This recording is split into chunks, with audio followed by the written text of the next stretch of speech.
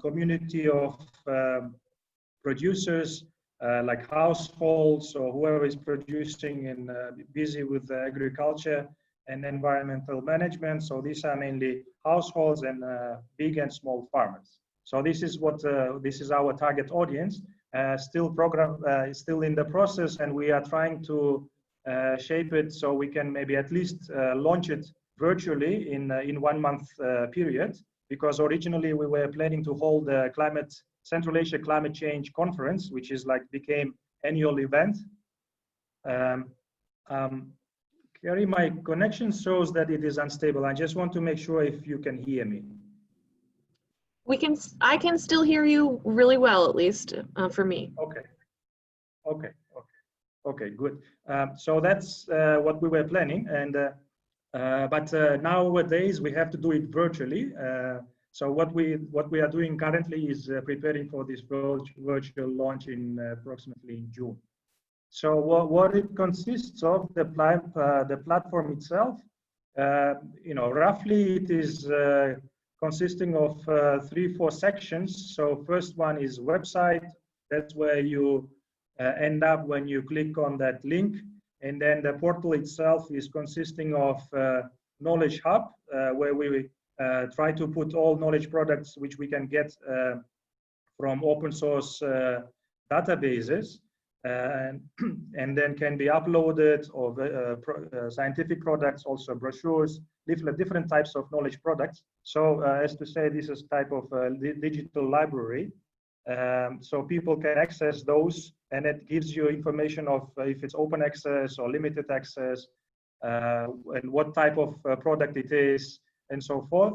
And another big section of it is a GeoPortal, which collects many geospatial data, and helps to visualize, to display, and maybe also to do some simple analytics, because we don't want to complicate it too much, because it has to be accessible to and usable by different type of stakeholders with different backgrounds.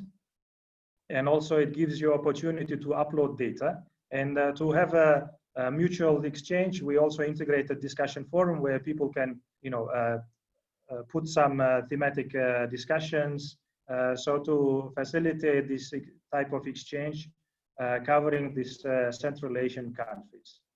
And up to this moment, we managed to look for, to do some inventory where open source data covering climate related or natural resource management related data available in a global scale, and maybe also from the region and neighboring countries.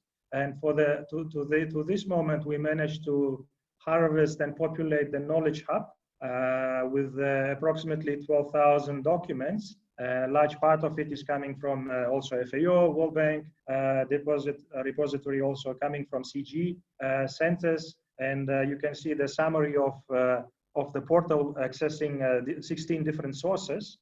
And we continue adding and testing. And what we are spending more time is also to talk to local partners who have plenty of data, but maybe it is not in shareable format, and maybe it is limited access or open access.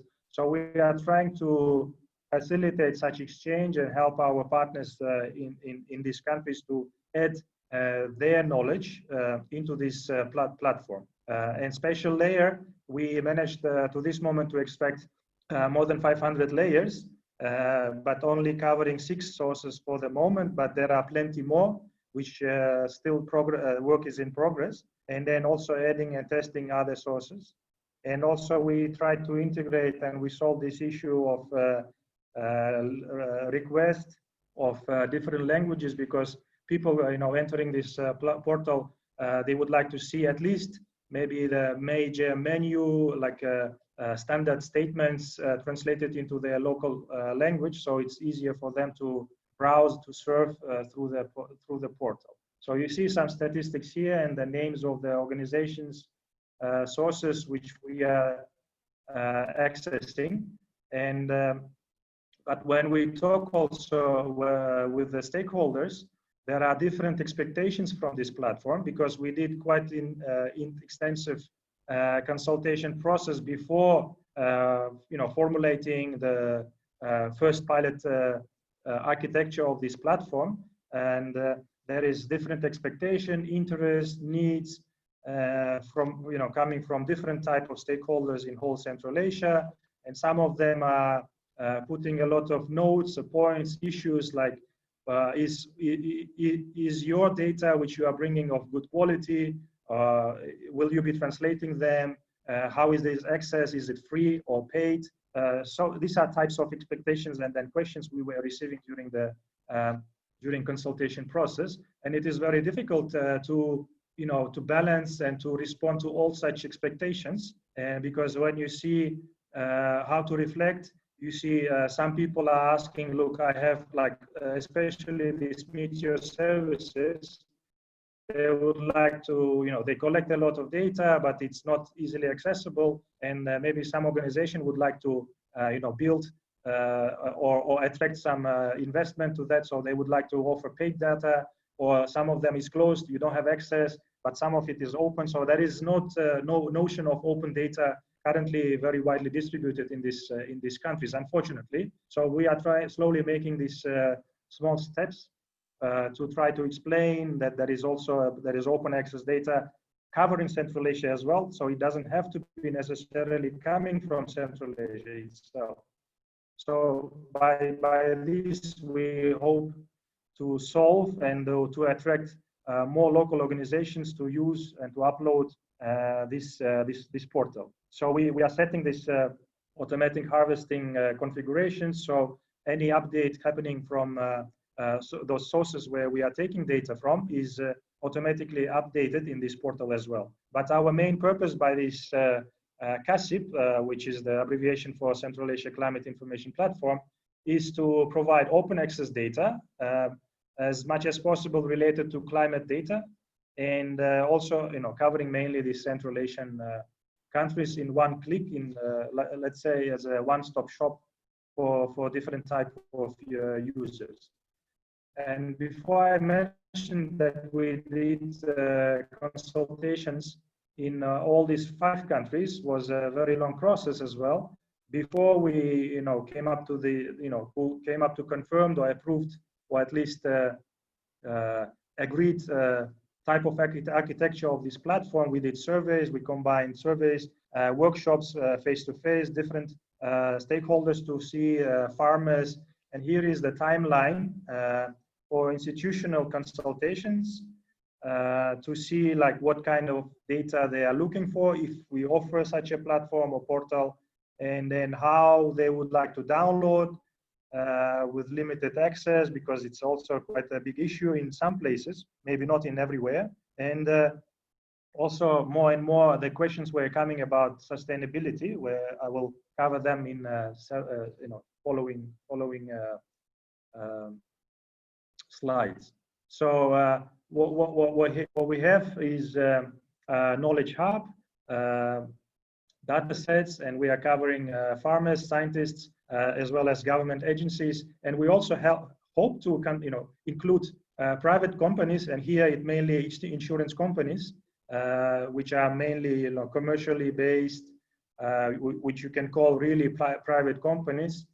Extension services, maybe they are half government supported, half NGOs. So to attract them to use this portal. And also we hope that international and regional projects or organizations can see this as a resource where they can see different projects using this portal. So it integrates different interactive aspects as well. So Knowledge Hub, which I mentioned, so it in addition to harvesting, also for the geospatial portal, part of the portal, also the user has a possibility of uploading his own data set or knowledge product, and then this is how he can enrich the database.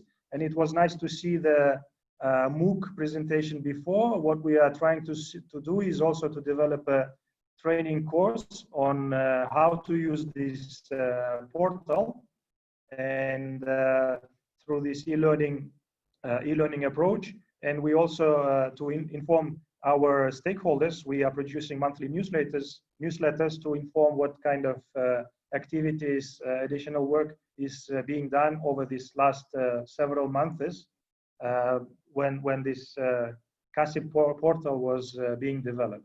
And we are also trying to involve more people to use the forum so it becomes more lively.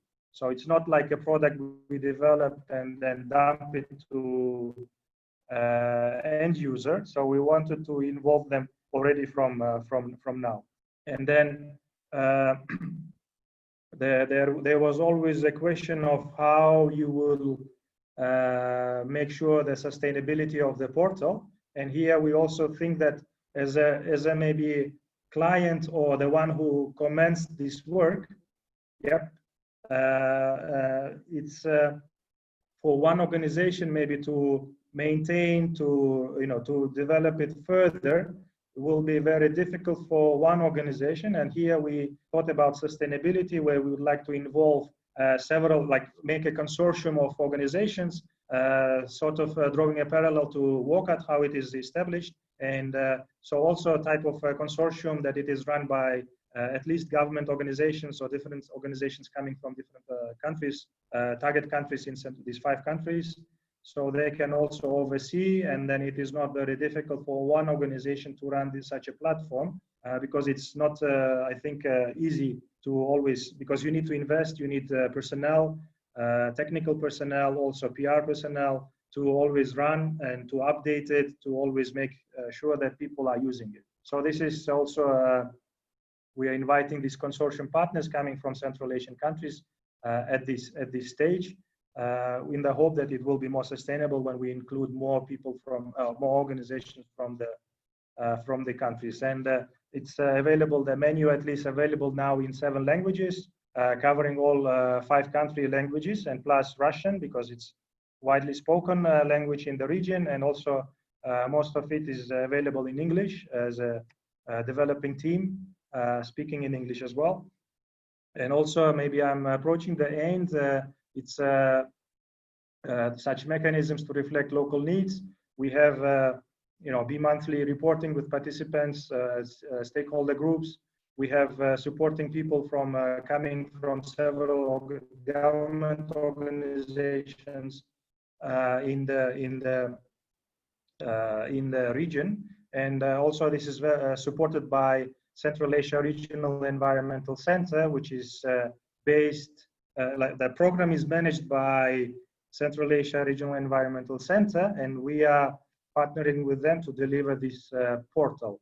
And we have already several issues of newsletters, and there are links, and maybe we can share the PDF of presentations with links, or share the links separately. And we always look for satisfaction, like we run this survey to see how satisfied people are if they are opening and reading our newsletters.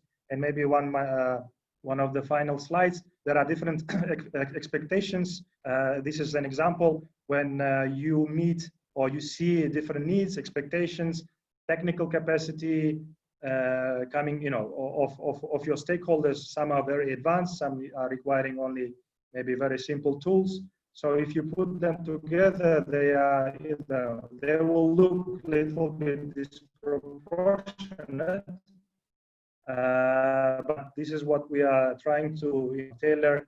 It is addressing all our stakeholders whom we are consulting on, whom we are targeting. So this is basically, in a nutshell, about climate information platform for Central Asia. And we are trying to make use of all that open source data available, which is covering also Central Asia. So this is very quick, and thank you. This is my last slide.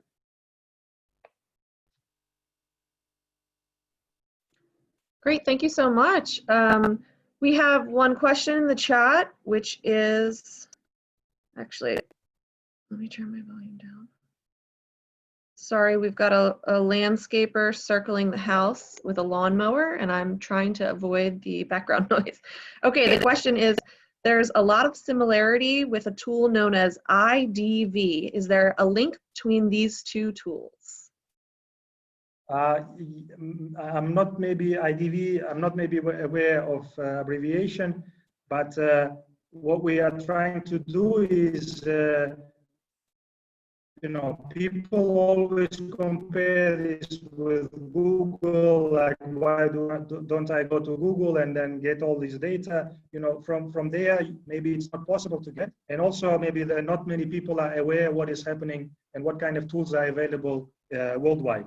So with this effort, we wanted to maybe clip maybe what is available in IDV or maybe what is available in another database or platforms, clip the part which is relevant to Central Asia.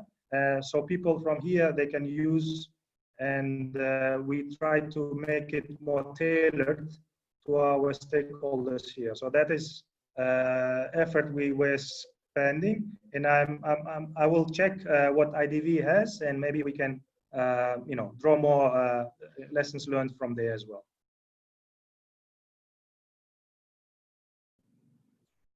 Great, thank you so much. Let's move on to our next